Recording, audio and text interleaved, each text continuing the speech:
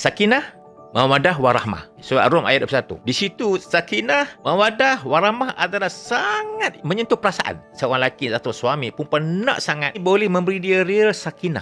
Sebab kita bukan apa ke dunia je. Sedangkan Nabi Nuh AS pun paksa anak lelaki tu, mari ni naik cepat ni. Tak ikut.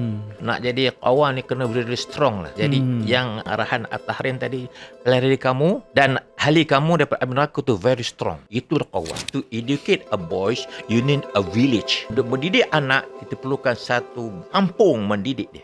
Tak boleh mak ayah. Gaduh ni sebenarnya ada setengah perempuan. Ya. Dia suka gaduh. Dia suka gaduh. Gaduh tu menambah kasih sayang. Atau beza sikit. Gaduh tu bagi dia Allah satu kasih sayang. Untuk mekanisme nak mendekatkan hubungan. Tapi si suami ni pula ada jenis kategori yang maskulin ni. Bila kalau gaduh je, habislah kamu tak sayang aku. Dia belah lah.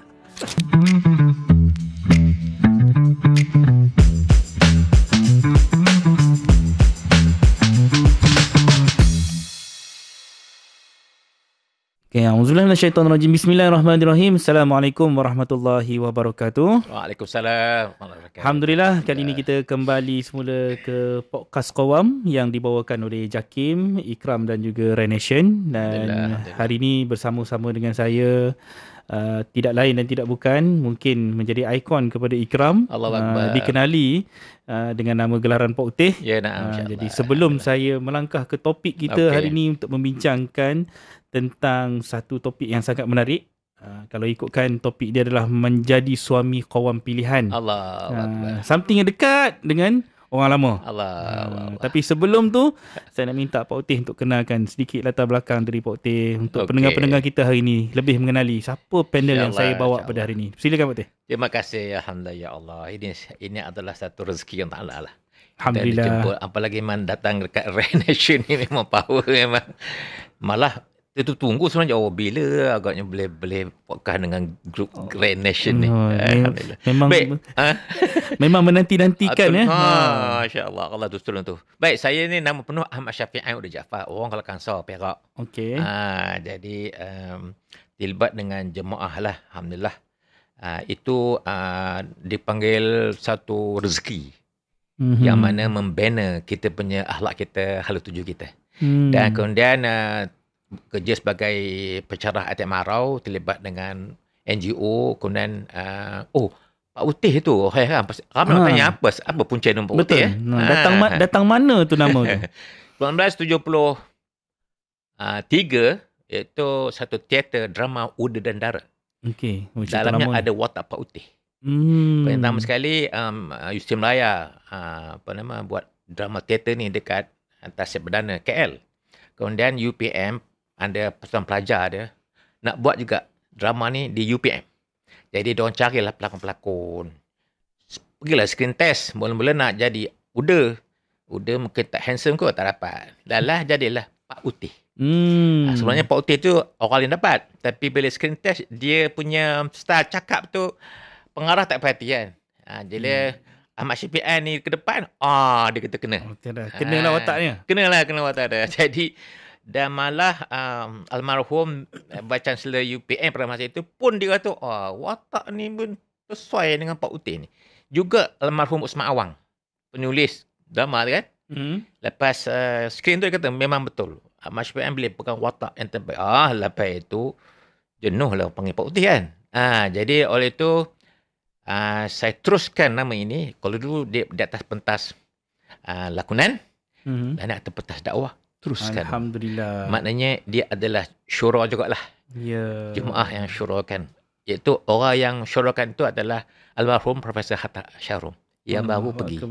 Dia yang syurakan. Terus guna nama ini untuk kerja dakwah. Itu dah sampai sekarang. Nama pena ada juga? Itu satu. Satu tu saja. Itu Pak Utih satu. kekal sampai sekarang. Kekal sampai sekarang. Walaupun dah tua lah.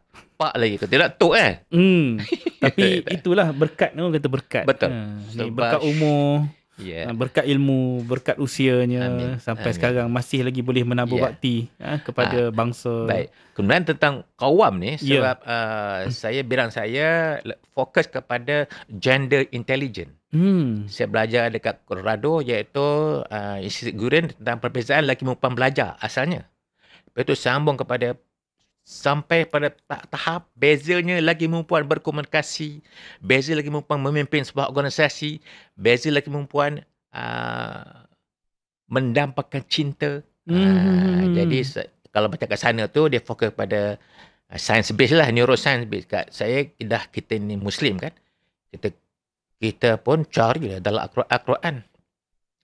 Itulah dia punya asasnya yang menyebabkan terlibatlah dengan Qawam ini. Alhamdulillah. Jadi adalah sikit sebanyak kisah yang menyebabkan Qawam ini pun terzahir pada podcast pada hari ini. Jadi siapa yang menonton YouTube akan boleh melihat Qawam podcast ni secara visualnya, tapi bagi mereka yang mendengar mungkin sambil-sambil memasak, mungkin ada sambil berjoging apa semua, sebenarnya anda sedang mengikuti satu siri program yang akan mengukuhkan lagi kefahaman kita tentang lelaki Qawam tu, siapa yang kita nak kena fahami.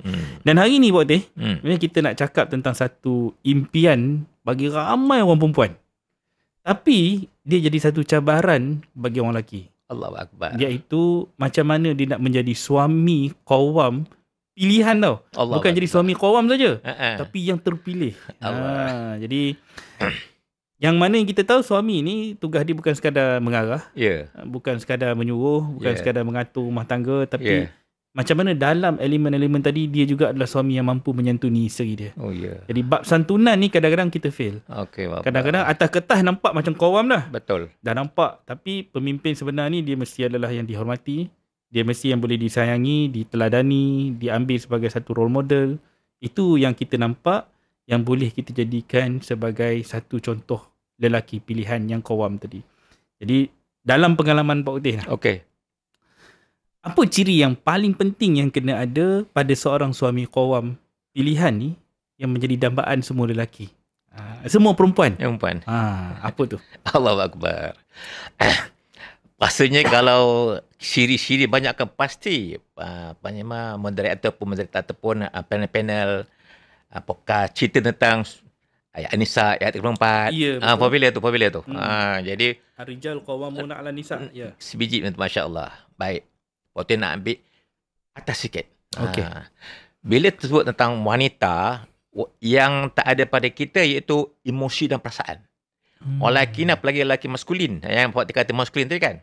Maskulin iaitu mindanya memang dia tak faham perempuan. Dia tak ada emosi terperasaan. Tapi bagi wanita, kebanyakan dia nak perasaan, emosi ni layan. Oleh itu, ada banyak tempat dalam Quran. Sama ada cara direct ataupun tak direct disebut.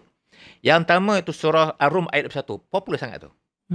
Yang dipanggil yang kita kupas, kita ambil Sakinah, Mawaddah, Warahmah.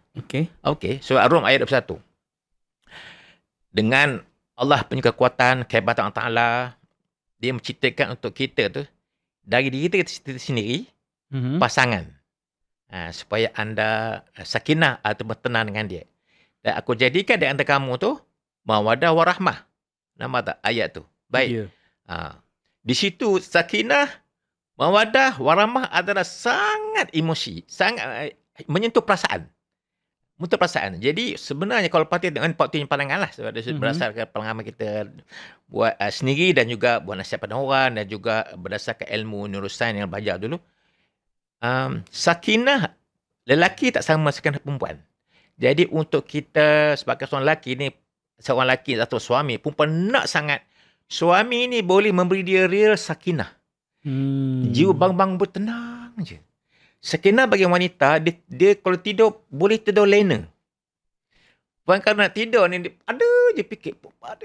Maknanya dia tak sakinah lah. Something wrong lah. Maknanya suami tak bagi dia sakinah. Baik. Kemudian, kalau perempuan tadi, isteri tadi dapat sakinah tu, baru dia sanggup mawaddah. Mawaddah apabila dia rasa sayang pada kita tu, dia sanggup berkorban. Dan dia sanggup menerima kelemahan suami itu. Ataupun kegagalan suami untuk nafkah ke, dia sanggup terima. Sebab apa? Dia dapat rasa sakinah banyak tu, dia rasa mawaddah. Mawaddah adalah sayang pada suami dan sanggup berkorban terhadap kelemahan, terhadap kekurangan. That's mawaddah. Kau tengok betul tafsir mawaddah. Dia rahmah. Ni hebat ni. Rahmah ni apabila rahmah adalah Allah yang bagi pada kita, pada pasangan tu. Baru takdirnya kedua-dua tu ada masalah rumah tangga. Tapi nampaknya si suami dah cuba berbagi sakinah, isi sakinah. Kemudian isteri berasa ada mawadah dah pada suami dia, sangat berkorban lah kerana Allah. Allah bagi rahmah pada pasangan tu. Apa saja cabaran, apa saja dia punya halangan, dugaan, Allah bagi jalan keluar. Itu rahmah. Itu dunia tu. Apalagi akhirat dapat syurga lah. Dia elakkan neraka. So rahmah juga satu sifat Allah Ta'ala. Kalau lelaki tu, kita ni rahmah pada isteri tu mengajak apa, kita relax je. Sabar je. Ini kembali balik surah An-Nisa ayat 19. Allah mengatakan, bergaulah kamu baik dengan isteri kamu tu. Kalau tak ada, kau nak perangai dia, buruk, bunci-bunci tu. Kata Allah, fihi khairan katsira. Dalamnya banyak kebaikan kamu tak tahu. Aku sengaja buat perangai bini kau macam ini, ada tujuannya. Katakanlah, pagi tu kau merajuk. Isteri kau merajuk. Kau ni sabar je. Ini mesti Allah buat satu. Mesti kebaikan. Kita pun tak marah kan. Mesti kebaikan. Tak marah. Mungkin betul ada kebaikan. Kalau katalah tak mengajuk, tuan-tuan keluar cepat sikit, debum accident dekat luar. Mana tahu kan. Allah buat perkara macam itu tu, ada kebaikan. Yang penting sekali itu, perempuan nak dia rasa di loving tu dengan penuh perasaan, emosi dia, rasa sakinah, ketenangan. Yang kita bagi duit, belanja duit kan, itu nafkah zahir itu bagi dia orang, okey, itu dah tanggungjawab. Itu tanggungjawab. Yang penting tu, yang sunat tu, yang sakinah tu. Apa dia? Nanti tanya saya lagi. Dia ada 10 perkara. Sakinah tu nanti. Ini intro kan? Ini baru intro ni. Dia bukan dimah pun. Dia dah membakar line. Bakar semangat lelaki-lelaki kat suasana tu untuk menjadi lelaki qawam pilihan. Dambaan kepada wanita-wanita kat luar sana tu. Dan satu lagi. Kan popular baru ni. Viral tentang sebab dia lupa nama anak muda tu. Itu saja dia kata orang lelaki wajib masak kan. Kan? Ya, okay. Pada rasa dia rujuk Al-Baqarah ayat 233. 2-3 lebih macam ni lah. Maknanya wahai isteri nakkan menyusukan anak kamu sampai genap 22 tahun kan. Dan ibu bapa pula hendaklah kau beri makan dan pakaian. Kan yang sepatutnya kat mampu. Mungkin dia tengok, maknanya ayat tu memanglah suami kena beri makan. Jadi beginilah. Dia tak wajib masak. Tapi yang wajib dia kena sediakan makanan. Tapi kalau suami tadi pandai masak, itu memang cinta sejati lah. Maknanya dia tahu isteri dia tu menyusu, penat kan susu anak dia kan. Okey, dia masakkan. Kalau dia pandai masak lah, itu kira masak kena cinta sejati lah. The best mana. Juga tak terkata-kati, kau beli je lah nasi lemak kat kedai tu kan. Dia bukan satu kewajipan untuk kita masak, tetapi menyediakan. Tapi kalau masak memang power. Itu memang bonus lah kita kata kan. Yes. Okay, menarik apa yang dikongsikan oleh Pak Utih tadi. Dan saya quote baliklah daripada surah Rum ayat 21 tadi tu. Silakan. Bila Allah kata wa min ayatihi, dan daripada ayat-ayatnya an khalaqalakum, bahawa dia telah menciptakan bagi kalian min anfusikum, daripada kamu sendiri. Maksudnya kalau kita faham Allah memberikan kita pasangan itu daripada jenis kamu sendiri. Kalau kau ni baik, baiklah pasangan. Buruk-buruklah kita. Exactly, tepat sekali. Siapa kita itu akan mendefinisikan pasangan kita tu. Jadi azwaja litaskunu, agar kamu tenteram daripada pasangan-pasangan kamu itu, ilaiha, dan kepadanya, wa ja'ala bainakum mawaddah, dan dia menjadikan di antara kamu berpasang-pasangan ini rasa kasih. Itu yang waktu nampakkan warahmah, dan rasa sayang. Jadi inna, sesungguhnya, fi zalika, pada yang demikian itu, la ayatin, satu tanda, di qaumin yatafakkarun. Jadi hujungnya Allah suruh kita fikir. Exactly. Tapi kalau tengok ayat yang 22, cantik ke? Cuba sekali buat yang 22. Dia ada kaitan tau. Dan ayat ke-22 pula Allah kata, wa min ayatihi, dan di antara tanda-tandanya, ayat-ayatnya, khalaqus samawati wal ard, dia menciptakan langit dan bumi. Wa ikhtilaful alsinatikum wa alwanikum, perbezaan dalam bahasa kamu. Dan juga warna kamu. Ujung tu apa dia? Inna, sesungguhnya, fi zalika, pada yang demikian itu, La ayatin, benar-benar tanda lil alimin, bagi orang-orang yang berilmu. Ada beza kan? Ya. Okay, tadi dia mention bahasa lain kan? Dengan kulit lain. Ya. Bagi kita ingatkan kulit hitam, putih. Betul. Yang gitu. Suami isteri pun beza kulit tau. Lain kulit kita dengan dia. Kita kasar, dia lembut. So bahasa kita lain dengan dia. Bahasa kita pun lain. Ya, tu untuk memenuhi kehendak yang emosi yang kita payah tadi tu. Yang kita kalau tak faham, kena belajar lah. Ujung kita kena ilmu. Orang ambil ilmu. Kena belajar. Dia memang kena belajar. Yang tadi kena fikir. Ini kena belajar. So ilmu tentang beza lelaki perempuan kena belajar. Itu dia punya hasil itu daripada ayat dua. Nak dapat sakinah, nak dapat mawaddah, nak dapat rahmah, kena fikir. Fikir ni buatkan kita cari jalan. Cari jawapan. Usaha sampailah kita dapat ilmu dia. Jadi ini sesuatu yang menarik. Bila yang juga kalau tengok An-Nisa ayat 34, selepas tu kalau tak adanya isim kau tu nusyuz kan? Ya, betul. Nampak tak? Ya. Okay.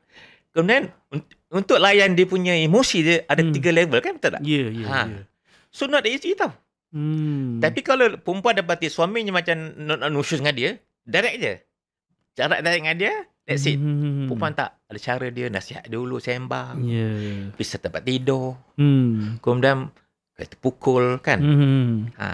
Jadi ada level-level dia. Jadi setengah kita ni kan, lelaki ni bukan sekat tu tak apa-apa pun. Tidur lain-lain, tak mau terus sekali. Seolah dia dah menghukum dah. Perempuan jangan tahu dia punya jiwa dia, wanita ni kalau tidur tak sama je terseksa tau. Walaupun betul. Dia tak salah. Jadi ramai suami tak faham.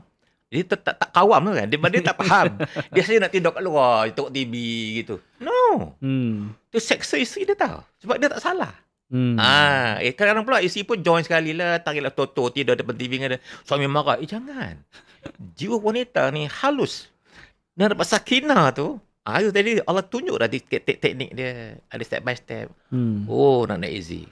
Tapi itu yang cantik je. Allah ni dia ajar kita dengan sifat-sifat yang berbeza ni. Sampai kalau wanita tu sensitif, suami beralih punggung pun, tak menghadap dia pun, dia dah rasa something dah.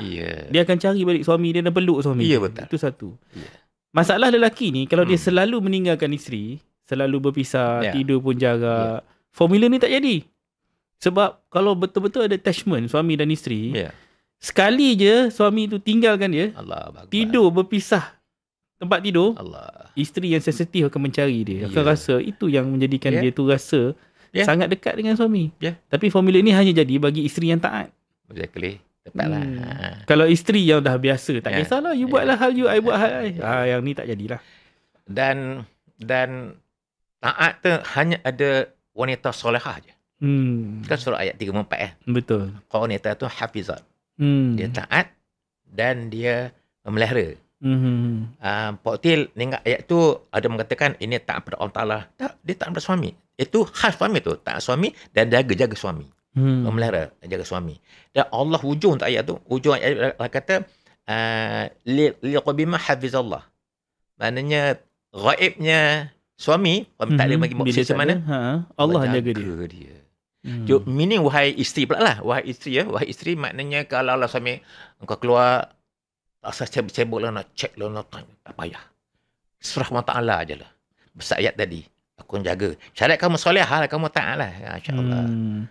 Itu dia. Dan ayat 434 tadi tu, kalau Nisa ayat 34 tu, hujungnya tu bagi suami, jika isteri kita dia taat kepada kamu, dia patuh kepada kamu, apa semua, janganlah kamu mencari kesalahan mereka. Sangat. Itu perintah yang Allah dah bagi. Sama juga kalau tadi Pak Tih bagi. Kalau suami dah keluar, kau janganlah duk cari-cari dia. Kan? Sama juga kepada suami. Kalau isteri dah taat kepada kau, janganlah ni cari-cari pula kesalahan dia. Itu something yang Allah imbangkan. Malah itu sakinah bagi suami pula tau. Jika isteri taat pada kita, itu sakinah. Itulah menarik bila kita dah mula melapah Al-Quran ni, membaca Quran dengan penjabaran dia, dengan sains di sebalik maqasid yang Allah nak cuba ajar kita, maksud dan tujuan perkahwinan tu. Dia nampak Allah yang cipta kita, dia tahu perangai kita. Betul. Dia tahu lakinya macam mana, perempuannya macam mana, dan manual tu Allah dah bagi dah. Masalah kita ni bila kita jauh dengan Quran, itu yang membuatkan kita jauh daripada 3 elemen tadi tu. Betul sangat. Kita jauh daripada sakinahnya, kita jauh daripada mawadahnya dan rahmah tu tadi. Okey, Pak Teh. Soalan seterusnya. Silakan. Okey. Apa sebenarnya? Tembak. Apa sebenarnya maksud suami qawam ni menurut Islam? Dan kenapa penting sangat kita faham istilah ni dengan sangat tepat? Bukan sekadar kita ikut budaya. Sebab ada orang dia melihat contoh daripada keluarga dia. Dia tengok bapak dia, cengih bapak aku ni. Pada dia itu qawam. Mungkin itu pandangan dia, itu budaya. Sebab budaya itu diturunkan dari anak kepada anak, cucu, cicit kemudian. Tapi apa yang ditekankan oleh Allah dalam Al-Quran, dalam Islam tu sendiri sebagai definisi lelaki qawam? Kalau tengokkan banyak refer kepada An-Nisa itu 4 kan? Ya, betul. Tak. Surah At-Tahrim. Pasti ingat kan? Surah apa? At-Tahrim. Ayat 66, surah 66 ayat. Yang dikatakan yang pelihara di kamu, ahli kamu, api neraka. Qu anfusikum wa ahlikum nara. That is qawam. Sebab kita bukan nak fokus dunia je. Ini nak bawa semua sekali. Nak bawa tu not that easy tau. Sedangkan Nabi Nuh AS pun paksa anak lelaki tu, mari ni, naik cepat ni. Tak ikut. Tak ikut dia. Kemudian pula isi Nabi Lut AS tak mau ikut dia, join dengan kaum dia kan. So nak jadi kawan ni kena really strong lah. Jadi yang arahan At-Tahrim tadi, pelihara diri kamu dan ahli kamu daripada api neraka tu very strong. Itu kawan. Baik potel lah. Tapi sebelum tu Allah cerita tentang kisah Nabi SAW bersama dengan Hafsah. Itu macam sedikit intro. Wahai sama suami, yes, you can strong. Tapi kadang-kadang rumah tangga ada sedikit krisis. Tapi kalau boleh bagi satu panduan, kalau boleh, kalau berlakulah tu, pertama sekali, kau rifat Quran je lah. Rifat Quran. Rifat Quran. Dan kau betul lah isteri kau tu, tak payah cerita panjang-panjang. Sikit cukup. Nanti malu dia. Jangan panjang. Sebab ini kaedah kita dengan isteri kita. Sebab cukup. Kalaupun dia akan cerita panjang-panjang, tak apa. Kita yang suami, cukup lah. Nak tenang ke jiwa, baca Quran. Itu tahrim, ayat tahrim. Sedangkan yang bagi saya, kalau yang perempuan pula lah. Iaitu kalau nak tengok apa ciri dia, At-Tahrim juga, ayat 5 tu. Allah kata, aku boleh cerai dengan kamu, ganti dengan perempuan, ni sifat ada. 1, 2, 3, 4, 5. Ni sifat wanita. Sebab mana dara, anak dengan janda. Strong tu. So, bagi Pak Til lah. Awam bagi lagi tu, At-Tahrim. Not that easy tu. Kita nak bawa keluarga kita dan anak kita ke syurga. Jadi, hanya pagi tadi tersentuh juga. Terbaca dekat Instagram tu, satu posting daripada perempuan. Dia kata, Pak Til lupa dia punya siapa owner dia. Dia kata, mengapa mak selalu suruh anaknya solat supaya nanti dekat akhirat kita akan bersama. Kalau kau tak solat, nanti kau tinggal. Mak seorang kat syurga dengan yang lain. Terkesan tau. Bila ayat yang tadi, Allah pelihara diri kamu dengan anak kamu daripada api neraka tu, ya Allah. Not easy. So, untuk menjadi lelaki yang betul bukan setakat kita kawam itu, lebih daripada anak daripada isteri kan. Meluas tau. It's not only pada kita, pada anak kita, dan juga masyarakat yang kita boleh pengaruh. So, bersyukurlah panggil Pak Til ni, maknanya at least dapatlah pengaruh sikit kan. Itu dia. Istilah yang Pak Til kata qawam, At-Tahrim, ayat itu. Okey. Ini pandangan daripada orang lama yang menampakkan sedikit perbezaan, walaupun dalam Al-Quran itu surah An-Nisa ayat 34 tu menjelaskan siapakah yang kena menjadi qawam, lelaki yang bagaimana diceritakan secara konteks di situ dengan jelas. Tapi pemilihan surah At-Tahrim ayat ke-6 tu, qu anfusakum wa ahlikum nara, tu adalah satu perintah yang jelas. Sebab jaminan ni untuk mendapat ketenangan bagi seorang wanita ni, kalau suami dia dapat memimpin dia ke syurga. Tu orang kita ni kadang-kadang duk til jannah kan. Kadang-kadang retorik je kan. Jadi bagaimana kita nak betul-betul membuatkan isteri tadi tu mendapat ketenangan tadi tu, sakinah, mawaddah, warahmahnya tu. Sebab rahmat ini dia adalah dalam konteks ilmu sebenarnya. Rahmatnya kita ni sebab Allah kata apabila dibacakan Al-Quran maka dengar dengan baik, perhatikan agar kamu mendapat rahmat. Jadi Al-Quran tu nak bagi rahmat kat kita. Betul. Jadi Al-Quran tu adalah petunjuk yang akan merahmati hidup kita ni dengan ilmunya tadi. Tadi ada konteks cerita tentang ayat seterusnya itu adalah berkenaan dengan ilmu. So kalau kita tak ada ilmu, macam mana kita nak guide, pimpin isteri kita sampai ke syurga? Ya, betul. Sebab kita masuk syurga pun dengan rahmat Allah. Nah, dia dah nampak dah tu. Dia punya gaya tu. Jadi, kita nak tanya soalan seterusnya. Satu tambahan. Ada lagi? Okey, sila Pak Teh. Saya okey je. Kawam juga. Kawam juga iaitu lelaki tu dia tak marah. Dia maafkan. Dia minta Allah maafkan. Sama ada isteri dia dan anak dia.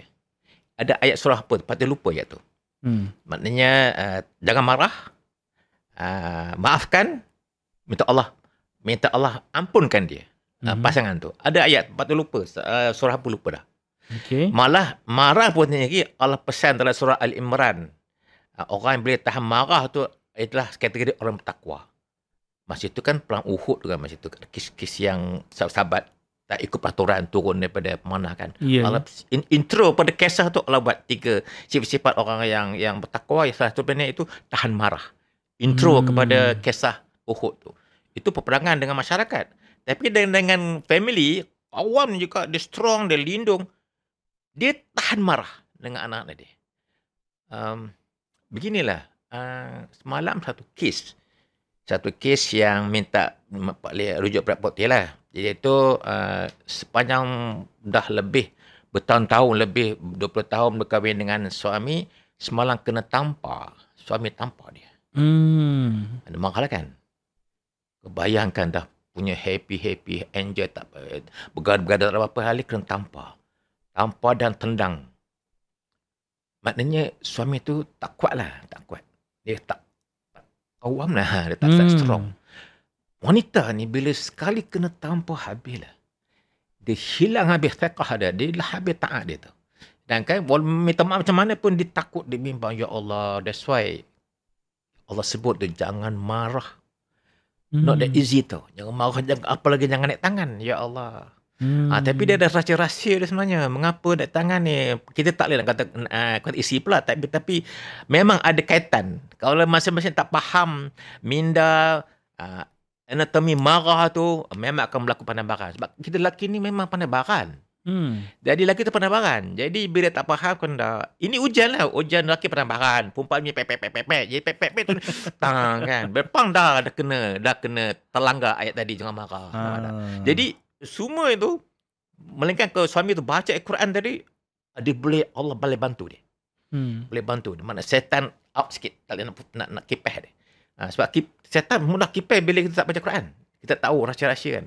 Dia tahu, aku dah baca dah, jangan marah. Maafkan dia, minta Allah ampunkan dia. Tak dia marah. Kalau tak tahu tu, bang je lah. Setan mudah kipah. Satu lagi je lah. Awam ni maknanya lelaki yang berani ataupun yang kuat untuk dihasut oleh syaitan. Untuk memisah, kita bergaduh dengan isteri. Satu sifat lagi. Satu lagi sifat ni. Yes. Jadi kita dapat ciri-ciri yang jelas macam mana kita nak menjadi lelaki yang qawam, yang bersifat qawam, yang memiliki ketabahan untuk membentuk isteri. Dan kalau kita tengok surah Tahrim tadi, saya ikut baliklah apa yang Pak Uti nampakkan tadi. Kalau dah tadi ayat ke-5, ayat ke-6 dan ayat ke-5 tu mengkisahkan tentang keluarga Rasulullah sendiri diuji dengan Hafsah yang kadang-kadang tu ada perangai-perangai dia sendiri. Itu isteri Nabi tu. Untuk kita ni, kita kena ingat dalam Quran tu banyak teguran yang Allah berikan kepada Rasulullah baik kepada isteri-isteri Nabi. Sebab tu kalau tidak, tak ada ayat yang menceritakan wahai isteri-isteri Nabi. Berapa banyak ayat tu diulang? Semua surah Ahzab surah Ahzab. Fokus kepada isteri-isteri Nabi tu. Teguran demi teguran tu. Hendaklah kamu duduk di rumah, apa semua tu. Tu pesanan-pesanan tu. Betul. Jadi hiasan dia macam mana cara berhias. Semua itu yang Allah dah lihatkan. Macam mana isteri-isteri Nabi harus berakhlak. Jadi kalaulah isteri Nabi pun ditegur dalam Quran, Allah tegur directly, isteri kita macam mana? Jadi haruslah kita bersifat terbuka. Kan? Kalau Nabi Nuh tu, isteri dia lagilah ditegur. Keras. Dengan dihukum memanglah layak masuk neraka dah. Kerana keingkaran dia kepada suami. Kan? Dan anaknya pun kerana isterinya tak ikut, maka anak pun mengikut si ibu. Okay. Jadi ni semua ni adalah gambaran macam mana Quran nak bagi tahu kita, kalau kita salah didik, maka jadilah seperti mana sunnah Nabi Nuh. Betul didikan kita, dapatlah seperti keluarga Ibrahim yang menghasilkan anak setaat Ismail. Ini semua adalah konsep-konsep yang dah ada dalam Quran. Jadi malah okey, ada kes tahrim tadi, Sayyidatina Hafsah kan radhiyallahu anhu tadi kan, dicerai tau. Tetapi Jibril turun, itu Rasulullah rujuk balik. Sebab dia adalah wanita yang solat malam dan berpuasa. Rupanya kes ni berlaku sebab Allah nak tunjukkan kehebatan juga si isteri Rasulullah tadi. Hebatnya. Walaupun ada teguran, tetapi di situ pun Allah tegur kita balik. Oleh itu immediately ayat dia kan. Ana pun dengan Mak Utih balik tadi. Mak Utih tanya dia. Alhamdulillah. Tengok ni Sayyidatina Hafsah, dia Allah suruh rujuk balik sebab dia wanita yang bangun malam dan puasa. Kata, wah, anti ni bangun malam, alhamdulillah, puasa sunat, alhamdulillah. Jadi akan bersama kita akhirat. Memanglah katanya. Siapa lagi? Allah Akbar. Pak Utih puji Mak Utih, terapung dia. Dia berdua je kan. Jadi memang itu sebenarnya Allah sesuatu ada pengajaran tau. Betul. Kes itu pun nak beritahu bahawa wanita-wanita isteri sila bangunlah malam. Tahajudlah. Dan banyakkan puasa sunat. Khamil, isteri khamil. Laki kurang sikit lah. Perempuan insyaAllah. Tu ciri-ciri romantik yang ditunjukkan oleh Pak Utih sebenarnya. Tapi memanglah perempuan ni suka pujian. Dan memang itu adalah fitrah manusia. Betul. Kalau kita nak berdoa kepada Allah pun, mesti kita puji Allah dulu. Sangat. Itu kan syarat dia. Sebelum nak sampai doa kita tu, berapa sangat. banyak lapis pujian kita kepada Allah. Pujian kepada Rasulnya, dan disusuli dengan istighfar daripada kita dulu, apa semua, baru kita boleh berdoa. Sama juga dengan isteri. Isteri pun sebelumlah dia nak minta apa-apa, abang handsome, abang ini kan, dia mesti kena puji dulu, betul? Ini nak betul duit.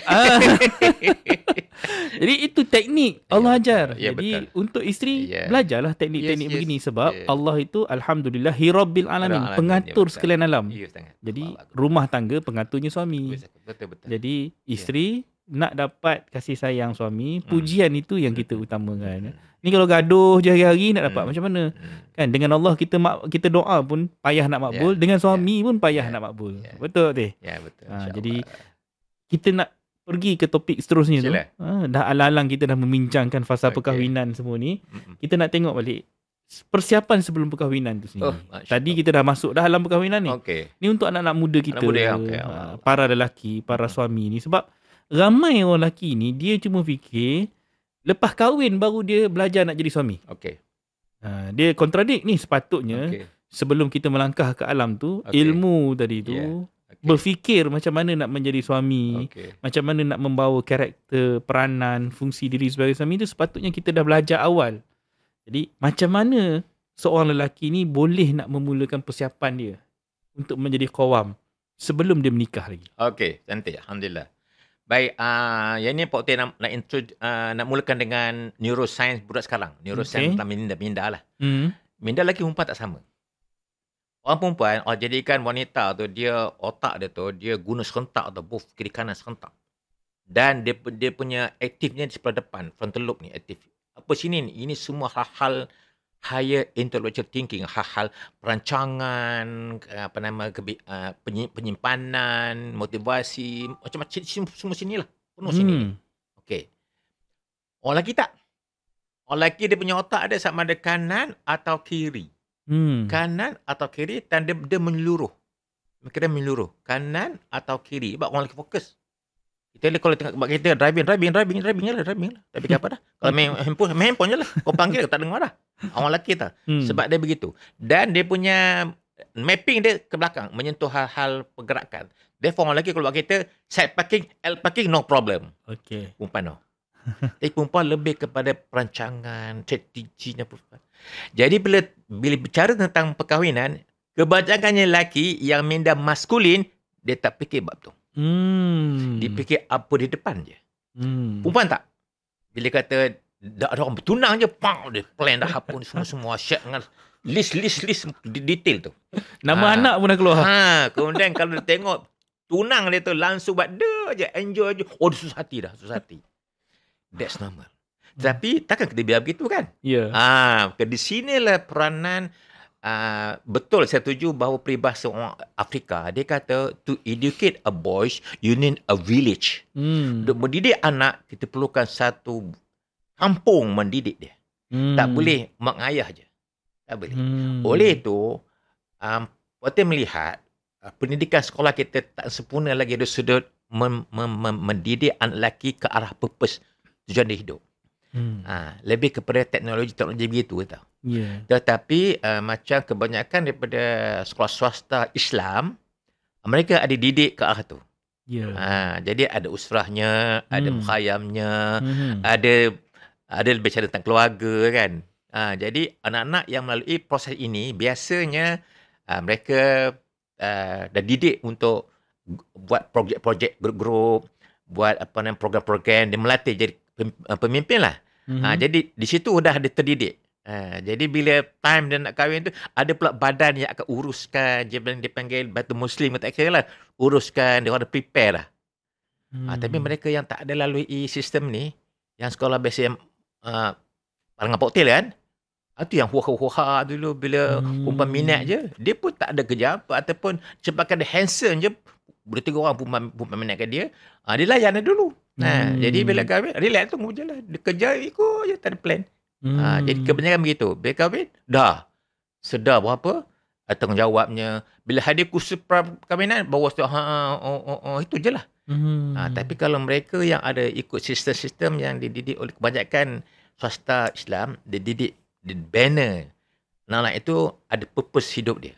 Itu yang bagi kata yes, boleh. Caranya lah, maknanya kena ada satu sistem ataupun satu masyarakat yang bina. Jadi sekarang ni Qawam ni adalah salah satu daripada matlamat dia lah. Ya, betul. Jadi bersetuju tu. Dan malah kalian JAKIM dan juga IPPKN pun sekarang sedang berusaha kat tu. Mereka nak syarat satu modul, dia panggil modul kebapaan sekarang ni. Okey. Jadi doakanlah negara kita ke arah tu, insyaAllah. Jadi kita nampak kat sini pendidikan kita dekat sekolah, dia tak mempersiapkan anak-anak kita lagi ke arah menjadi seorang suami, seorang bapa. Ada pendidikan Islamnya, tetapi pendidikan Islam tu masih lagi belum ketat. Dia masih loose lagi lah sampai kita boleh faham fungsi dan peranan. Kalau saya ingat balik, saya kecil-kecil dulu, saya sekolah Arab. Okey. Jadi bila sekolah Arab ni, dia lain sikit. Lepas sekolah rendah, petang tu kan kita pergi sekolah Arab kan. Yes. Belah-belah utara lah kita pergi sekolah Arab. Kita masuk darjah 4, darjah 5 tu kita dah belajar dah munakahat. Benda tu fiqh, kita dah belajar munakahat, kita dah belajar. Dia bukanlah kata dia jadi satu ilmu yang nak suruh kita jadi suami, tapi dia mempersiapkan kita ke alam rumah tangga. Jadi rukun nikah tu kita dah dapat, kita dah faham macam mana nak jadi suaminya sebagai lelaki, isteri sebagai wanita, fungsi walinya, saksinya, ijab dan kabul. At least basic tu kita dah tahu dah. Termasuk seksual sekali. Termasuk seksual sekali. Bila nak mana wajibnya, bila memang fardu ain darjah 6 tu dah lepas. Dah lepas dah.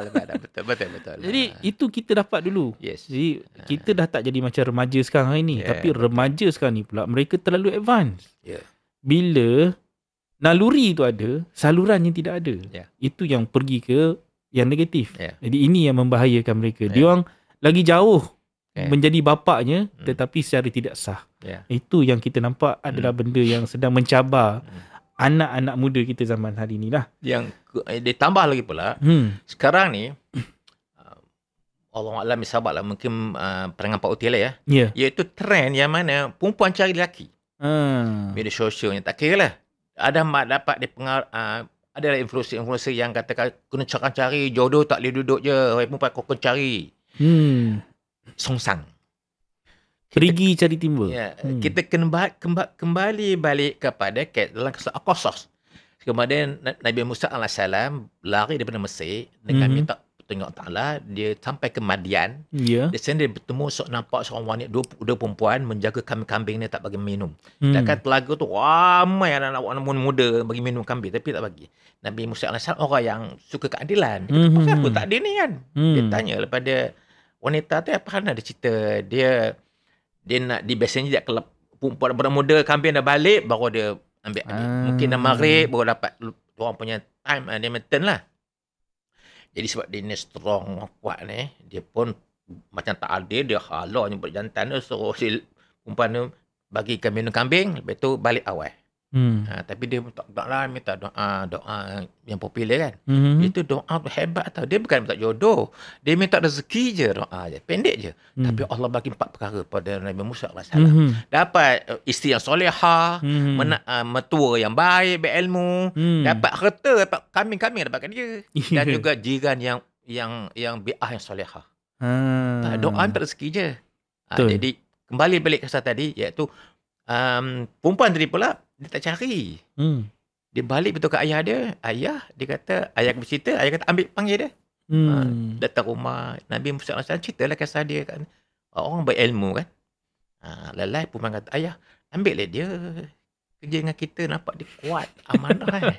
Perempuan pandai, dia tak direct tau. Kata ayah, okey lah. Kau pilih mana-mana dua ni, kau pilih. Kisah tu memang cantik tau kalau kita kaji. Yang pertama, perempuan kerjalah kau. Kau kerja kat mana-mana, kerjalah. Niat bekerja untuk tolong ayah. That's it. Jangan sibuk dah cari jodoh. Jangan. Kalau jodoh itu rosak. Jadi dia fokus. Kemudian insya-Allah Allah akan hantarlah. Itu berasal surah An-Nur. Orang yang baik, orang yang baik, Allah bagi lelaki yang baik. Lelaki yang baik, orang baik kan? Surah An-Nur tu. Jadi orang baik, Allah hantar kat orang baik. Tapi cantiknya Allah ceritanya ada perempuan. Kata ayah, kau pilih. Maknanya jodoh kita pilih tau. Kita pilih. Lagi satu dua anak kita pilih. Jadi sebenarnya jodoh kita pilih. Bukan perempuan pilih. Betul. Oleh itu kesekarang perempuan sibuk nak cari. Jangan rosak. Sebab yang dicari si A tu, handsome tu, bayangkan ada 10 lagi wanita minat A tu. Kemudian si A lelaki tu mungkin tak bersedia lagi. Dia tak ada duit lagi. Dia huha-huha handsome dekat media sosial, dekat nampak handsome. Dia tak ada duit lagi, mungkin tak minat. Tapi dia suruh main-main je. Habislah semua. Habis 10 kena tipu dia lelaki tu. Dia tak bersedia. Therefore, selalu nasihat pada lelaki dia. Bila kau nak kahwin, selain daripada ilmu tadi lah, mesti ready dengan cukup anda punya kewangan lah. Stabilkan dulu. Layakkan dulu. Ada pesan Allah. Kalau kamu tak mampu lagi, sabar, tangguh dulu. Kau carilah Allah punya kenaan. Barulah. Kalau tidak, kau puasa. Kalau tidak, kau sabar dulu. Jadi, lelaki kita kena bersedia. Therefore, banyak pesan dalam TikTok, pesan kat Instagram. Lepas tu ada TikTok tu, betul kat dia orang. Okay. Instagram, okay. Maknanya, kalau lelaki tu, kau tak cukup lagi duit, tak asahlah sibuk nak ngorek empat tasah. Kau seksa perempuan je. Perempuan minat. Kau tu handsome. Tengok tak bila dah ajak kahwin, tak bersedia lagi, nak capai cita-cita. Dia dah kacau perempuan tu kan. Itu nak cari lain lah tu. Iya. Jadi rosak perempuan je. Rosak perempuan ya. Siapa tu perempuan, kau tak cari. Kau tolong mak ayah, pakai mak ayah. InsyaAllah. Doa lah Allah Ta'ala. Allah kau hantar terbaik untuk anda. Tawakal lah. Sedekah apa nama tawakal Allah Ta'ala. Senang Allah atur. Sebab Allah Maha Pengatur. Kalau kau sibuk juga cari jodoh, macam mana ni kan? Itu dia tips daripada Pak Oteh untuk wanita-wanita, termasuk juga untuk lelaki-lelaki.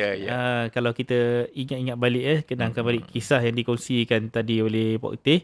Macam mana perjalanan Nabi Musa AS dari Mesir masuk ke Madian. Saya dah sampai dah di Bi'ir Madian tu. Saya dah sampai dah. Saya pergi dalam siri Kembara Wahyu Jordan saya buat pada tahun 2022. Pergi ke Madian lah. Saya sampai ke Madian waktu tu. Saya pergi ke gua yang dikatakan kawasan yang anak-anak Nabi Syuaib itu tadah air, dan di mana dia bertemu dengan Nabi Musa waktu tu. Tapi waktu tu dia belum Nabi lagi. Musa hanyalah seorang remaja yang lari akibat dia tertumbuk salah seorang daripada pegawai istana Firaun, dan akhirnya dia mati dan dia terpaksa bawa diri. Tapi yang menarik dari cerita daripada Pak Oteh ni, untuk lelaki-lelaki anak-anak muda semua, kena ingat kisah Nabi Ibrahim bukan datang kosong, dia datang dengan satu tanggungjawab. di mana offer daripada Nabi Syuaib tu bukan offer kau boleh pilih saja tau. Dia kena ada syarat 8-2 tahun. 10 tahun kau kena kerja dulu dengan dia. Itu adalah cara Nabi Syuaib nak melihat. Adakah dua ciri yang ada pada Nabi Musa, iaitu yang pertama rajin bekerja, kedua boleh dipercaya.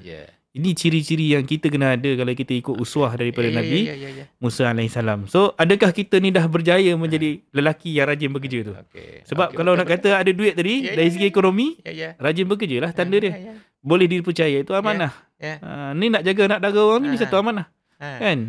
Jadi dekat sini kita masuk satu lagi soalan. Ada lagi? Okey, boleh. Nak tambah yang contoh tadi kan. Yang ayah dia beritahu aku 8, tambah 1 lagi 10 terpulangan. 10 tahun. Sekarang dia begini tau. Begini. Banyak orang lelaki ni udah komplain. Main sangat hantaran. Kalau dia rujuk pada ayat tadi, malu dia tau. Nabi Musa AS, ayat kata aku tak 8. Kalau tambah 2 pelan kamu kan. Kata Nabi Musa, yes, aku ambil 10 tu. Nampak tak?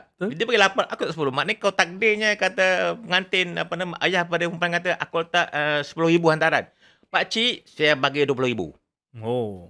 Inilah ikut sunnah Nabi Musa AS. Barulah power kan. Ini mahal, nak sedikit. Nego 50% ataupun cara rahsia. Dia sembang dengan bakal isteri dia, share. Itu yang saya cukup marah sekali pada bakal lelaki. Banyak kes tipu tau. Macam ni tau. Dia dia tak pakat lah sebab perempuan dah suka pada lelaki tu, suka sangat dah, sayang sangat dah. Dan kan lagi tak mampu. Tak mampu lah. Okey, pakat-pakat. Kita akan share. Jadi 50-50. Hantaran 10,000, dia bagi 5,000. Tak pula satu bahagian daripada negeri kita ni, sebab mungkin pada timur tu, kebanyakannya hantaran bagi bulat-bulat pada anak perempuan. Kebanyakan, setengah-setengah lah. Jadi, kata mak ayah tu, tak apa, kau bagilah pada isteri kau tu nanti. Masa hari perkahwinan tu, dia bawa ni kertas, sampul, kata-kata kosong tu. Kononnya cash 10,000, kononnya. Salah lah dengan kata salah semua tu, dia ambil balik. Dia bagi perempuan. Sebenarnya kertas kosong je. Sampai sudah tak bagi. Sampai dapat anak 2 tak bagi. Kau bayarkan. Sebab pada asalnya dia tak mampu. Ada yang sharing. Ada perempuan tanya dia, okey, kalau saya nak tolong juga. Boleh saya kata. Dengan syarat, beritahu pada mak ayah kau tu. Sebab yang letak harga tu mak ayah. Jujur. Ini walaupun kata tak wajib pun dia. Fine, tak wajib. Ini adat. Tapi ini macam menghormati, menghargai mak ayah kau. Dia minta 10,000. Beritahu dia, ayah boleh tak saya bantu suami saya ni 50%? Kalau mak ayah kata, okey. Padahal. Kalau kata, banyak yang tipu. Akhirnya nanti, itu tadi yang tak kawam tadi. Dia tahu, dia tak kuat, dia tak power. Kemudian kahwin cakap, bila kahwin nanti, dia culas. Nafkah, culas, semua nak share. Bila kata, nak share rumah, nak share. Apa ceritanya, di mana? Nisa ayat 34. Hilanglah dia punya kekuatan seorang lelaki. Ini mandatory tau. Ini bukan boleh main-main tau. Mandatory tau peranan ni. Itu yang dikatakan. Sebelum kahwin lagi kena qawam. Jadi kalau sebelum kahwin pun kita tak ada stand, tak ada prinsip. Qawam ni sebab prinsip. Macam mana kita berpendirian. Macam mana kita mampu untuk berdiri. Dan kita mampu untuk bangkit melindungi wanita. Itu satu yang menarik juga. Cuma begini. Maknanya ialah kita usaha sungguh. Dan kalau takdirnya usaha itu Allah sempitkan sikit rezeki, don't worry. Adalah orang bantu, don't worry. Gantung pada Allah. Contoh bila kahwin ni kan, kita buat supaya sedaya upaya kita untuk penuhi nafkah macam-macam lah. Isi faham, dia tahu suami dia memang jujur, tapi adalah kelemahan-kelemahan tertentu, dia sanggup bagi tahu, tolong. Di mana tu? Surah An-Nisa ayat 4 rasanya. Yang mana wajib bagi mas kahwin pada isteri. Kalaulah isteri tadi dengan rela hati bagi sebahagian daripada makan pada kamu, kata Allah, ambillah, makanlah. Itu bermakna wanita ni memang kalau di rumah, walaupun si rumah ni disimpan duit dia. Dia simpan duit dia. Kenapa suami dia macam hujung-hujung bulan dia tak ada, mungkin moncol kan apa. Tapi jujur dia bagi kat abang dia. Boleh dibenarkan. Dia bantu. Ya, tapi dengan syarat tu. Dengan Suami syarat. betul-betul usaha. Allah kata Allah dia melapangkan rezeki, dia menyempitkan rezeki. Bila tu kau buat bersempit tu, ada tujuannya. Dia tengok, isi kau tolong tak? Tolong, dua-dua dapat pahala. Dua-dua dapat pahala. Tu kelebihan tu Allah nak bagi. Dalam ujian tu Allah nak Yeah. bagi rahmah dia tadi tu. Dia nak bagi ketenangan. Exactly. Suami akan rasa tenang bila ada isteri yang membantu dia dalam diam. Jadi itu betul. sokongan moral yang kadang-kadang ni hari ni sebenarnya sangat kurang. Ya Allah. Kita dapat lihat kualiti yang ada pada pasangan suami dan isteri. Itu yang kita nak masuk ke soalan seterusnya ni, tentang beza dan tanggungjawab sebagai pemimpin. Allah Akbar. Sebab kalau kita tengok ni, dia ada beza antara memimpin dengan kasih sayang ni, memimpin dengan emosi yang stabil, berbanding dengan memimpin dengan kuasa. Kuasa ni kadang kita nak tunjuk siapa kuat, siapa hebat. Veto kita tu kita nak guna sebagai suami. Yang membuatkan isteri tu dia rasa dipimpin bila dia mendapat suami yang as good as Qawam tadi. Dia mampu untuk memimpin. Berbanding yang satu lagi yang buat isteri ni dia rasa seperti diperintah. Kerjanya macam tadilah, tak nak dah sampai isteri tu dia anggap macam orang gaji. Kerja dia kena masak tadi contohnya. Tapi kalau suami yang memimpin, dia akan bantu apa yang dia boleh. Dalam masa yang sama dia akan guide. Benda yang dia suka, dia bagi tahu sampai isteri dia tahu, oh ini kesukaan suami ni. Jadi dia masak apa yang dia suka. Dia masak pun dalam keadaan dia redha, bukan dalam keadaan terpaksa. Itu satu contoh. Jadi nak tanya Pok Tin ni, apa beza antara suami yang sekadar menjalankan tanggungjawab dengan suami yang betul-betul memimpin dengan nilai qawam tadi, yang menyebabkan isteri tu betul-betul rasa selamat berada di bawah kepimpinan Allahu Akbar. Dia tak lain bukan daripada suami tadi ataupun lagi tadi sentiasa berdoa lah pertama sekali maknanya bayangkan satu ayat tu, malaikat masuk dalam bilik kita diucapkan assalamualaikum bima sabartum. Iaitu masuk dalam mana-mana bilik dia tegur kita dengan keluarga kita dalam malaikat itu, selamat sejahtera kamu kerana kesabaran kamu. Kita kena bayangkan kita dengan isi kita, anak-anak kita semua dekat dalam bilik tu. The first one. Ini kena ada looking forward lah. Maknanya end mind punya thinking tu. Si suami ni. Yang memimpin ke arah sana. Pimpin dia sampai ke akhirat. That's it. Pimpin lelaki betul pimpin bawa keluarga sampai ke akhirat. Dia boleh bayangkan duduk dalam bilik tu dengan semua anak dia. Dan datanglah malaikat mengucap, selamat hari kamu. Assalamualaikum bima sabartum. Satu lagi tentang amal kamu tu. Itu dia. Itu memimpin betul-betul real pemimpin. Jadi bila si suami tadi yang memimpin kau tu, jadi dia tidak menggunakan dia punya authority. Dia tak menggunakan kuasa aku. Aku nak ayah kamu. Aku didik kamu bersusah ni lagi dah. Kena ikut cakap. Tak.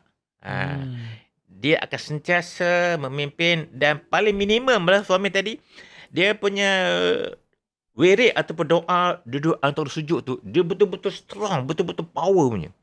Rabbi fili warhamni wajburni warfa'ni warzuqni wahdini wa'afini, yang tu sakit wa'afini wa'afani apa aku. Doa tu soal sampai pemimpin tu memang bukan Allah Taala. Dia nak bawa bini pimpin isteri dia minta petunjuk. Dan aku ni rezeki tak ada, minta rezeki. Kadang aku sakit, ya Allah, kau sakit ni memang tak bagi atas dunia ni, minta Allah sihat. At the end minta Allah kalau boleh sekosongnya dosa kita ni. Berapa kali kita boleh doa macam tu kan. Wah, di situ Allah akan tolong kita. Allah tolong kita tau. Maknanya kalau keep on, Allah suka kita doa kan. Pimpin ni bukan kita sebenarnya. Bukan kita sebenarnya pimpin ni. Allah bantu. Dalam Quran pun banyak sebut Allah bantu Nabi-Nabi tu. Kadang-kadang Nabi sedih sangat. Umat dia tak mengikut kata dia. Kata Allah, kau jangan sedih. Aku kadang bagikan petunjuk pada orang tu. Tapi continue bagi nasihat dengan data dan fakta. Dengan moving, dengan perangan nyata kan. Begitulah koneksi kita. Apa saja kita cerita kat dia, akal dia, pastikan ada rujukan kita Al-Quran. Mengapa sebut? Pastikan ada rujukan kita ada hadis. Kita siap kenapa hadis katakan ni, Al-Quran kata ini. Ataupun paling minimum buku-buku sekian kata ni, buku-buku kata ni, ada rujukan. Barulah dia nampak, okey, suami aku ni bukan atas nafsu dia, kerana dia ada rujukan-rujukan dia. Jadi itu real leaders. Kena ingat dia sampai ke akhirat lah. Tapi kalau memimpin kan untuk dia aku je, untuk aku punya maslahah aku je, itu tak. Contoh kan, contohnya perempuan kan dia ada sebulan tu ada 4 mood dia. Masa dia haid kan, period tu mana suci sikit, kemudian masa cuba, kemudian ada keempat-empat beza mood ni. Kalau suami tak faham, habislah. So nak didik orang yang berbeza-beza mood ni, nak ada easy tau. Sama juga anak perempuan kita, sama juga mood dia. Dia kan sama. Jadi kita kena belajar juga how to pimpin dia. Kadang-kadang merajuk dia bukan salah kita, dia ada merajuk dia tu. Kadang membawa pala bagi kita. Jadi kalau orang yang nak pemimpin, kena faham mengapa dia merajuk. Kita kena faham mengapa dia ada 4 level tu. Kalau nanti nak go detail, kita masuk tajuk lain lah. Tahun 4 tu. Sebab tu memang special. Suami kena faham. Wanita berbeza. Pimpin mereka tu, bawa mereka ke arah berdasarkan dia punya chemical badan, kendak dia punya jiwa dia. Dia rasa terhibur. Dia rasa betul memimpin. Kalau memimpin kena maslahat suami je, bukan memimpin. Kalau aku suami aku. No. Itu tak ada. That's real memimpin. At the end, sampai kita dah umur dah lanjut, ataupun peringkat fasa-fasa spiritual orang percaya berkemah ni, sepatutnya berdua tu dah jadi satu badan, mantap dah. Seolah si isteri tangan kiri, suami tangan kanan. Isteri kaki kiri, suami kaki kanan. Otaklah dia otak kan. Suami otak kanan, suami yang kanan, isteri yang kiri. Dalam kepala bersyuruh. Seolah-olah satu badan. Patutnya begitulah umur berkemah berdua. Pada masa itu dah sama-sama memimpin. Sama-sama badan sama memimpin ke arah. Dia lupa, bang. So azan tu pergi masjid, bangun suami tu marah dah isteri dia. Sebab dah sama memimpin. That is the dear leader. The end of the umur kita dah tua tu, sama-sama memimpin satu badan dah. Dia dah tua kita tegur dia. Give and take. Exactly. Itu tendak. Sampai the end dah tak ada ketua dah. Sama-sama jadi ketua. Sama level. Okay, menarik soalan tu kerana bila kita cerita tentang orang-orang lama ni, dia boleh memberikan kita tips yang sesuai untuk kita bawa diri kita dalam keluarga. Terutamanya kalau kita tengok pasangan-pasangan muda sekarang ni, dia ada macam masalah sebenarnya sebab dia ada cabaran. Mereka dalam, kalau orang dulu mungkin konflik dari segi peranan. Bapa nak buat peranan bapa, isteri ni cuba mencari peranan dia sebagai seorang isteri, ibu, semua tu konflik zaman dulu. Tapi konflik zaman sekarang ni, cabaran utama dia adalah tekanan hidup. Kalau kita tengok, suami tu pun manusia. Jadi dia pun mengalami tekanan-tekanan dari segi kerjayanya, tuntutan dari segi social status. Kalau kata orang suka buat perbandingan, persepsi manusia tu, siapa lebih daripada siapa, rumah besar, kereta besar, jawatan pun nak besar. Semua ni memberi tekanan, terutamanya kepada suami. Nanti kalau isteri pula, isteri pun akan bandingkan. Kan waktu belajar bercinta. Tapi bila dah masuk alam rumah tangga, alam pekerjaan, dia dah mula berbeza. Dan itu semua kadang-kadang tak menjanjikan sesuatu yang menyebabkan rumah tangga tu bahagia. So, dalam realiti ni, dengan kos yang semakin tinggi, kerja yang boleh kata semakin menekan sara hidup kita semua, masa pun hari ni dah sekejap, semakin sempit. So, apa cabaran paling besar untuk suami ni, dia nak terus kekal konsisten, istiqomah sebagai seorang suami yang qawam dalam rumah tangga? Power soalan ni. Okay. Begini tau. Kita punya kehidupan ni adalah one way street. There's no U-turn. Alright. Terpulanglah siapa mati dulu, siapa nanti kemudian. Berdasarkan populasi Malaysia ni, orang lelaki katanya akan mati berumur 73 tahun. Itu statistik lah. Perempuan 78. Ni Malaysia Malaysia. Kita ambil tengah lah, 75 lah. Pak dia dah 71. Allah Akbar, ada 2 tahun lagi lah. Hidup kan. InsyaAllah panjang umur. Dalam tempoh one way street tu, semua akan lalui fasa ini. Kita bincang pasal kewangan dulu. Semua akan lalui, sama kahwin tak kahwin sama. Iaitu pasal bila umur 20-30, dia tak kahwin lagi. Ada kerja, banyak ada kerja, normal lah. Dia banyak lagi. Bila dia berkahwin, umur 30-45 tu, duit paling kurang lah poket dia tak bulan. Hutang ni, hutang. Anak lagi ada. Memang strong. Itu dipanggil krisis kewangan. Antara 30 sampai 45. kat segi kewangan. Masa ini ni, kalau dia tak prepare, tak bersedia betul-betul, tak belajar betul-betul mengurus keuangan pasangan suami isteri ni, memang akan krisis. Krisis dia tak sekepala tu. Memang perempuan ada kendak dia. Laki kendak dia, kalau laki ni hobi dia daripada dulu suka main golf, payahlah kan. Takkan dia tak ubah. Contohnya kan, dia kena tempoh fasa tu. Bila fasa berikutnya dah 45 ke atas, masa tu duit dah banyak. Mana anak-anak dah besar sekolah kan. Duit dah banyak. Ada cabaran lain pula. Orang lelaki ni kalau banyak duit, mula panjang lah fikirnya. Sebab isinya dah menopause, dia boleh fikir panjang. Itu pun dugaan juga kan. Jadi fasa. Baik, itu tentang kewangan. Okay. Tentang emosi pula. Bagi wanita, lelaki umur testosteron ni, dia umur 20 paling top tu. Paling ganas, paling pahan, paling top. Kalau kahwin tu dia harimau. Kamu faham harimau? Ya. Hari harimau. Kemudian bila umur dah 30, 40, dia turun sampai umurnya dalam 60, berkemas tu, separuh je hormon testosteron dia dikeluarkan oleh badan. Dia lemah. Tapi tujuannya supaya bila dia lemah, dia tak nafsu, dia jadi macam malaikat. Kan malaikat tak nafsu kan? Ya. Tapi otak dia penuh dengan ilmu, penuh dengan pengalaman. Maka di sini Allah bagi peluang bagi emas, hormon rendah ni, di sinilah peluang anda bersedia untuk ke akhirat. That's why orang ramai orang pencen dekat masjid. Memang patut pun.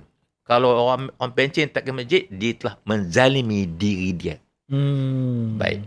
Apa cabaran tadi? Kembali tadi. Maknanya perempuan masa 30-40 tu memang tengah stres tau.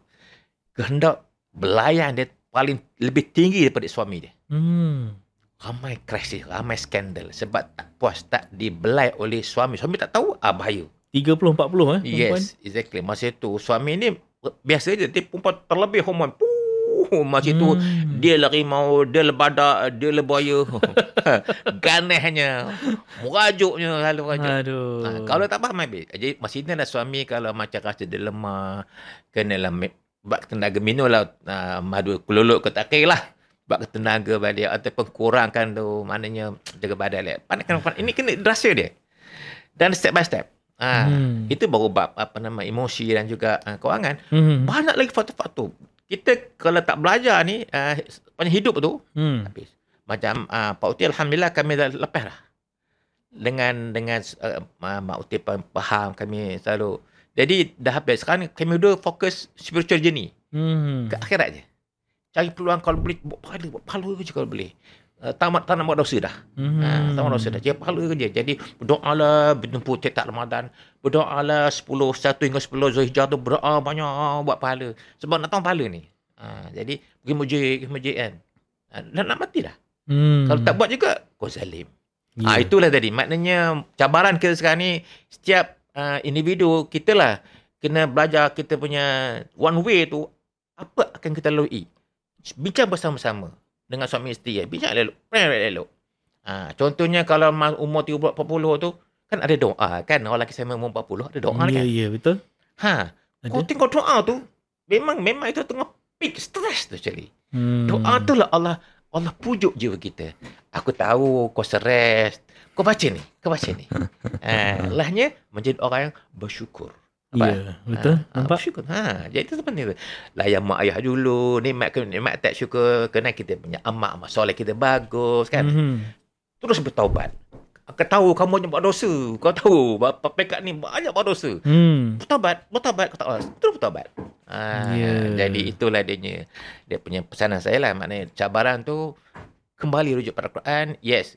Media sosial memang jangan rujuk lah banyak sangat. Baca, dengar cukup. That's it. Nak refer, nak rujuk, Al-Quran lah yang ada. Ataupun tanyalah orang yang mengetahui. Itulah. Tengok TikTok, tengok social media, tengok boleh, baca boleh, percaya jangan lagi. Kita kena kembali rujuk kepada Quran. Dekat situ, semua tips-tips tadi tu, even doa tu daripada surah Al-Ahqaf ayat ke 46 ayat 15 sebenarnya. Yang menampakkan doa kita tu ketika umur kita 40 tahun. Balaghul asyuddah Allah kata. Bila dah capai usia matang, arba'in sanah. Mereka dah sampai usia 40 tahun tu. Masa itulah kita berdoa agar kita semua ni dimatikan dalam Islam. Dan kita menjadi orang yang bersyukur. Itu ayat yang tadi tu. Ya, betul. So, sebenarnya bila kita faham benda-benda yang ada dalam Quran, kita senang sebenarnya nak tahu kita punya matlamat. Kita punya jalan nak memimpin isteri menjadi orang yang qawam ni. Nak istiqamah tu kita dah ada motivasi kita. Ada. Bangun pagi je kita tahu. Allah. We are looking forward to the future. Hari ni aku nak jadi suami macam mana pula. Betul. Esok nak jadi suami macam mana pula. Ke depan macam mana pula. Dan kita oleh fokus. Ni dah masuk 40-50. Isteri dah nak menopause. Tanggungjawab dah berbeza pula. Betul. Dia pun dengan emosi dia unstable-nya. Kita pun dalam ke arah emosi yang unstable. How to balance everything tu. Allah Akbar. Umur 60-70. Tapi kalau Pok Teh cerita tadi, umur average kita ni 73. Kalau kita ambil umur Rasulullah 63 tahun. Nabi pun dah cakap umatku antara 60 ke 70. Dan itulah fasa yang kita dah kena perlu bersedia. Jadi sampai usia tu sebenarnya nak jadi lelaki qawam ni, saya suka sebenarnya macam isteri saya ni, saya cerita isteri saya sikit. Kita ni jarang nak jumpa ni sebab kita dua-dua sibuk. Allah Akbar. Saya kan travel. Kita keluar negara apa semua. Jadi kadang-kadang tu ada yang perempuan-perempuan ni tanya isteri saya, macam mana dia melayan saya. Dia kata tak bergaduh ke? Dia tanya. Jadi isteri saya cakap, suami tu dia dah lah keluar selalu. Baliknya, jumpanya sekejap. Daripada kita bergaduh, baik kita layan dia. Yalah. Jadi dia mengambil langkah yang moderate. Dia tak nak terlalu agresif. Yang sampai asyik jumpa je gaduh. Jadi ini yang kita nak didik sebenarnya. Saya pengalaman perkahwinan saya dah masuk tahun ke-14. Allah Akbar. Anak dah 7. Okey, masya-Allah. Kalau saya senang je. Saya menang kat situ lah. Jadi kita rasa 14 tahun perkahwinan ini mengajar kita macam mana masing-masing mencari jalan untuk tone down. Kita memang kena qawam lah. Kita faham Qurannya, kita faham macam mana peranan prinsip kita sebab kita nak didik dia. Jadi untuk orang luar ni, untuk suami-suami kat luar sana tu, kita sebenarnya rumah tangga ni adalah satu proses. Kita nak membina rumah yang di dalamnya adalah aturan Allah tu. Itu betul. Kita panggil kahwin ini masjid. Perkahwinan itu satu masjid. Bina masjid, betul. Bina masjid, masjid itu Baitullah. Jadi Allah, rumah Allah tu di dalamnya itu adalah aturan-aturan dia. Betul. Cantik. So selagi kita ni sebagai suami membangunkan, orang panggil kalau siratal mustaqim ni, dia bukan sekadar sirat yang lurus, jalan yang lurus. Mustaqim ni daripada perkataan qiyam. Kalau kata qawam itu sendiri daripada perkataan yang sama. Betul. Jadi mustaqim, istiqamah, qiyam, qawam adalah perkataan yang sama. So macam mana kita nak memastikan kita ni boleh membangunkan agama ni? So dalam rumah itulah kita nak jadikan sarana dia. Jadi suami membangunkan isteri, isteri menjadi qarina, pendamping kepada suami untuk membangun bersama. Bukan korin setan tu kan? Korin tu bukan setan tu. Qarina ni adalah pendamping. Allah Akbar. Jadi kemana suami berada di situ dia membawa isteri dia bersama-sama lah. Jadi kalau saya, sebab tu Nabi kata, kalau engkau keluar di luar sana tu, engkau nampak ada perempuan yang cantik. Seharusnya pandangan kita, fikiran kita kembali kepada isteri kita. Sebab itu yang halalnya. Itu yang menjadi suri hati kita. Itu yang menyelamatkan kita dari zina lah. Jadi ni benda-benda yang kadang-kadang anak muda kita, mereka tak nampak. Bila dah berkahwin, itu yang kadang-kadang kita kena rasa, betul lah, persediaan sebelum kahwin tu sangat penting. Betul. Saya sendiri, bila kita duduk dalam bidang syariah, kita duduk dalam satu tempat yang mahkamah syariah, nama je pun mahkamah syariah. Kadang-kadang bergaduh benda kecil. Kan? Pasal beruh gigi pun boleh bergaduh, lepas tu boleh bercerai.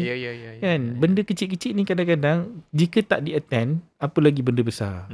Ni saya nampak Pak Utih sebagai orang lama, dia dah melepasi fasa tu. Dah. Jadi kita tapi pasal gaduh masih ada lagi. Pasal gaduh ada lagi ya? Satu lagi bab gaduh. Gaduh ni sebenarnya ada setengah perempuan, dia suka gaduh. Dia suka gaduh. Gaduh tu menambah kasih sayang. Atau beza sikit. Okey. Ya ada perempuan dia gaduh tu bagi dia Allah satu kasih sayang. Maknanya orang gaduh tu maknanya aku sayang gaduh. Oh, ya. Jadi dia gaduh kena dia sayang.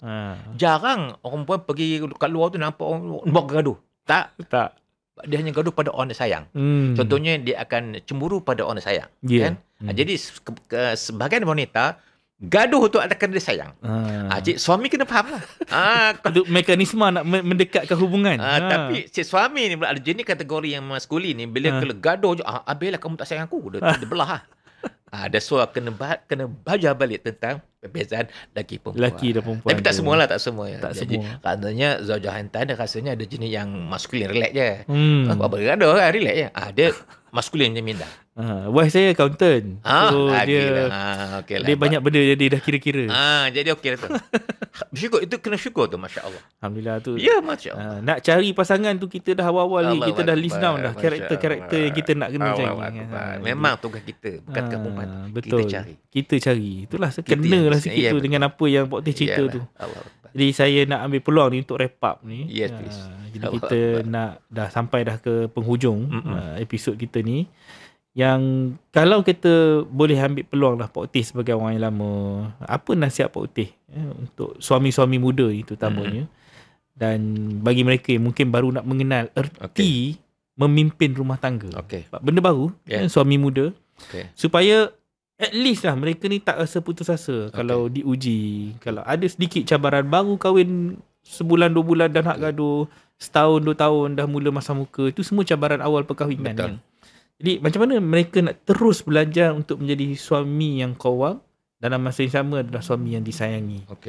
Itu apa nasihat daripada Pak Teh? Baik, ada dua, kalau perang Pak Teh lah, dia kena dua pihak lah. Pertama sekali ayah kepada anak muda tu. Baik. Kebanyakan sekarang ni banyak ayah-ayah lepas bebas anak lelaki dia sendiri. Apalagi yang perempuan, anak dia perempuan, dia bebaskan. Jangan. Wahai ayah-ayah, tunjuk kita untuk cara jodoh anak kita. Sama juga lelaki. Anak lelaki pun kita kena carikan sebenarnya. Sebenarnya cari. Kau tengok kata-kata sahabat, kebanyakannya anak tunggu ayah carikan. Ya, sebab jodoh ni adalah ketentuan Allah Taala. Oleh itu ayah kena berperanan. Ada sama anak lelaki dan perempuan. Jadi of course berperanan tu, jadi kita jangan bebas. Banyak kes tadi, kes al-Khassas tadi kan, kes Nabi Musa AS bertemu dengan perempuan tadi, ta'arufnya dia kadari Nabi Musa dengan ayah. Tapi sekarang ni ta'aruf ke perempuan dengan lelaki dan ta'aruf, istilah ta'aruf. Dan saya, siapa yang terjun ta'aruf ni? Saya kata mana ada ta'aruf lagi perempuan ni kata. Ta'aruf kalau kena minat tu, panggil boy tu pergi jumpa ayah kau. Si lelaki kan. Sama juga kita lelaki, ayah sila berperanan sekarang. Sila peranan, tajuk ni bukan setakat kawan lelaki, ayah tu peranan untuk didik anak lelaki. Maknanya kalau nak jodoh dah, boleh tak ayah carikan, biar kami carikan, biar kami mak carikan. Sebab pandangan mak ayah dia lebih meluas. Tapi kalau pandangan anak yang cari ataupun anak perempuan yang cari, dia fokus pada itu je, tak nampak yang lain tak. Tak nampak yang orang tua nampak. Jadi itu pertama sekali lah. Yang kedua, wahai lelaki, maknanya maknanya selain daripada memang kau dah bersedia dengan beginilah, sebelum kau kahwin kau tanya mak ayah. Ayah, saya ni nak kahwin, okey ke? Tanya ni mereka. Biasanya mak ayah tahu dah masa anak tu bersedia ke tidak. Biasa gitulah. Ada orang tanya, Pak Tim, saya ni macam mana tahu saya ni dah boleh kahwin? Kau tanya mak ayah kau tu. Kerana setengah-setengah mak ayah dia tak mahu lagi anak lelaki kahwin tak. Walaupun anak dah bekerja. Sebab dia masih sayang lagi anak tu, dia masih nak lagi manja dengan anak lelaki tu. Dia nak lagi anak tu didik, bantu dia, bantu adik-adik dia. Dia sebab kata belum lagi bila bawa je calon, tak sesuai. Sebenarnya dia tak bagi anak kahwin. Tak berani nak lepaskan lagi. Yes. Itu kita hormat tu. Nampak tak? Jadi itu pertama sekali maknanya minta tanya pada ayah. Dan ayah tahu kalau anda bersedia dari sudut ilmunya, kekuatan, keuangan, mereka tahu. Jangan lepaskan. Itu syarat dia. Maknanya nak kahwin, of course lah, bila mak akan tahu anda layak ke tidak. Waktu sama, cari ilmu kan nak kahwin tu kan. Tapi penting, the turning point, minta tanya mak ayah.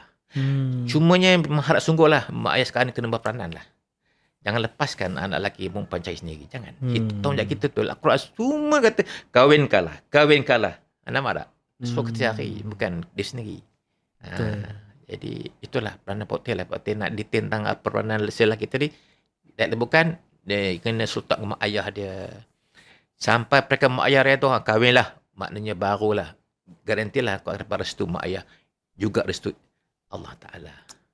Cantik. Nice. Yalah. Itu kita ucapkan terima kasih kepada Pak Teh atas nasihat yang sangat menyentuh. Saya nak buat pada ni, pada podcast Rare Nation ni.